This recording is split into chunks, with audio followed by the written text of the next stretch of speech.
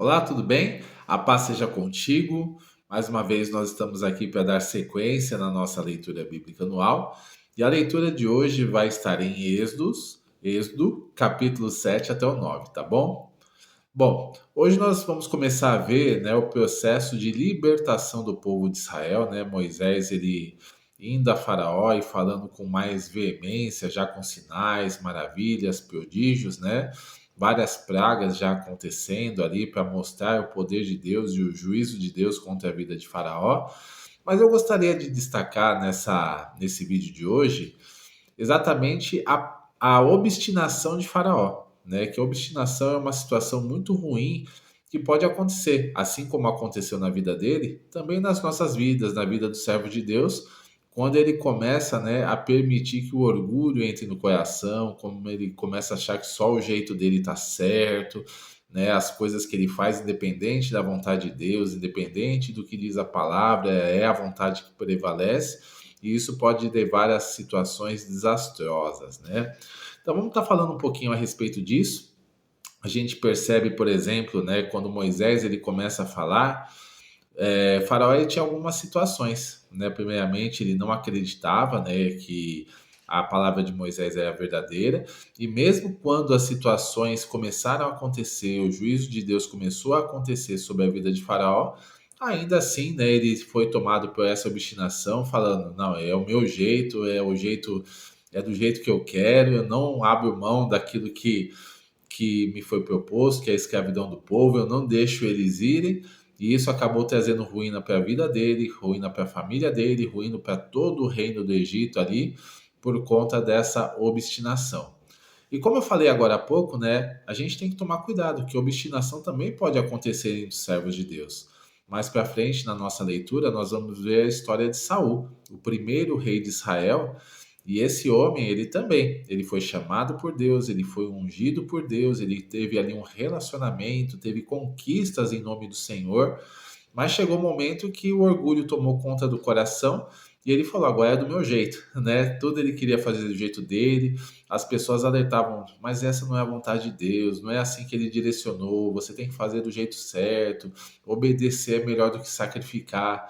E ainda assim ele foi fazendo sempre do jeito dele, sempre desobedecendo a Deus, e teve uma hora que ele foi rejeitado.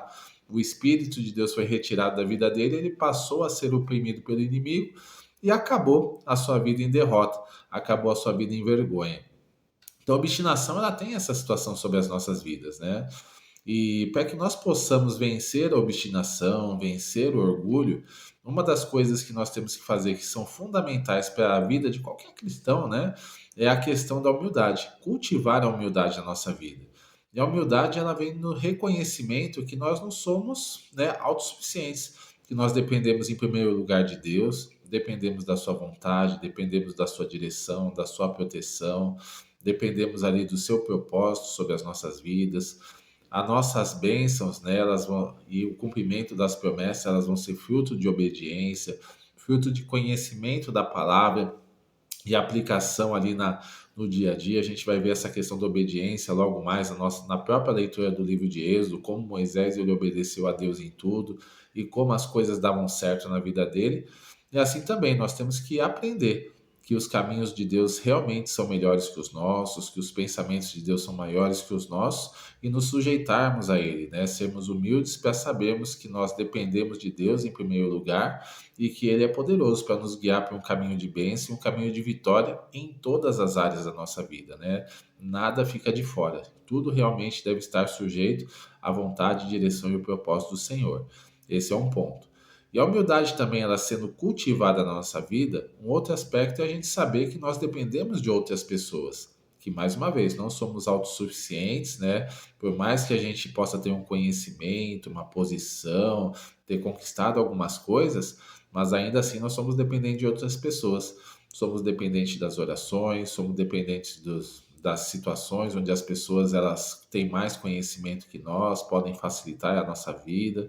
E nós precisamos ter essa humildade de pedir realmente, por favor, de reconhecer que nós precisamos de ajuda, de agradecer, né, quando formos ajudados, porque ninguém tem obrigação de fazer nada por ninguém, Então são pequenas situações, né, pequenas sementes que quando cultivadas no dia a dia, elas realmente vão mudando, né, com a ajuda do Espírito Santo, mudando a nossa mente, mudando o nosso coração e fazer com que a gente viva a verdadeira humildade diante do Senhor.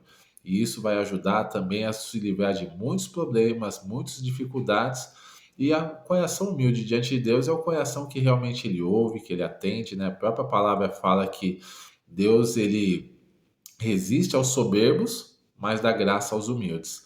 Então, se nós quisermos a graça de Deus, o propósito de Deus com relação a essas questões, é ser humilde diante de Deus, é ter esse reconhecimento, é não ser como Faraó, né?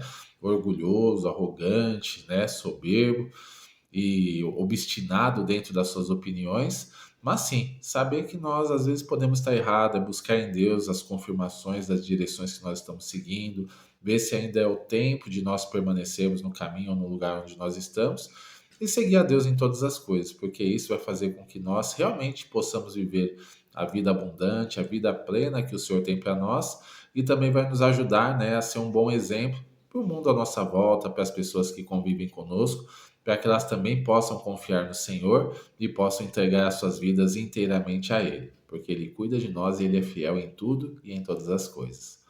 Bom, então essa foi a nossa palavra para hoje. Que Deus abençoe as nossas vidas, né? Que nós possamos pensar a respeito dos erros e das falhas também de algumas pessoas que elas cometeram ao longo da palavra, para que nós venhamos a aprender pelo exemplo, né? Ainda que seja um exemplo negativo, a não fazer da maneira como elas fizeram, para não obter os mesmos frutos e os mesmos resultados que elas obtiveram.